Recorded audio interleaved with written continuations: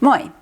Mä oon tehnyt jo monta videota erilaisista syistä, joita Suomen opiskelijat usein esittää sille, miksi ne ei vielä puhu suomea. Ja mä oon itse asiassa tehnyt jo videon siitä, mikä on ykkössyy sille, että sä et vielä puhu suomea. Mutta mä halusin tavallaan kerätä nämä kaikki syyt yhteen, jotta sä saat hyvän yleiskatsauksen.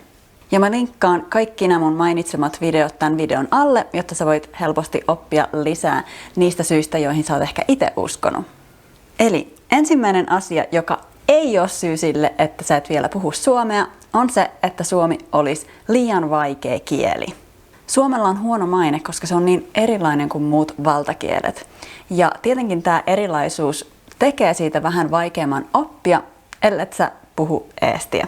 Mutta jos me katsotaan suomen kielen ominaisuuksia, niin me huomataan, että suomen kielioppi on erittäin looginen ja säännöllinen.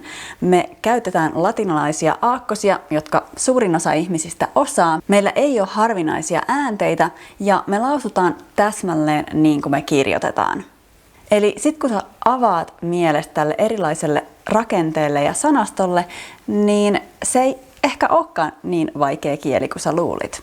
Toinen asia, joka taaskaan ei ole syy sille, miksi sä et vielä puhu suomea, on se, että sä olisit huonokielissä.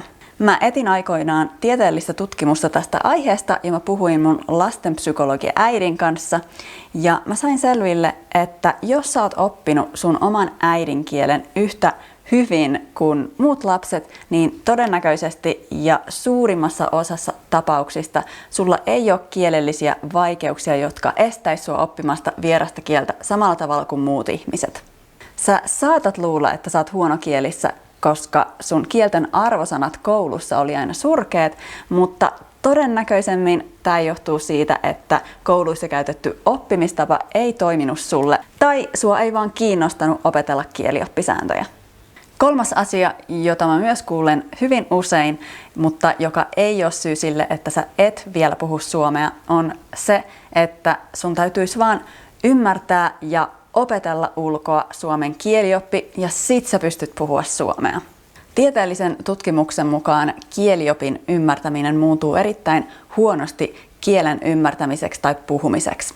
Ja yhden tutkimuksen mukaan itse asiassa ryhmä, joka käytti saman verran aikaa kielen omaksumiseen, eli kuuntelemiseen ja lukemiseen kuin vertailuryhmä, ja tämän lisäksi käytti 6 tuntia viikossa kieliopin opiskeluun, pärjäsi kokeessa huonommin kuin tämä vertailuryhmä, joka opiskeli pelkästään lukemalla ja kuuntelemalla. Okei, näitä syitä olisi vielä muutama muukin, mutta tämä video alkaa olla sen verran pitkä, että mä lopetan tähän. Ja jos sä sit haluat tietää, että miksi sä et vielä puhu suomea, huolimatta siitä, että sä oot ehkä läpäissyt jo B2-tason kokeen ja haluat oikeasti päästä tälle tasolle oikeassa elämässä eikä vaan paperilla, niin osallistu ihmeessä mun ilmaiseen live-webinaariin, jonka mä järjestän ensi viikolla. Toivottavasti nähdään siellä. Moikka!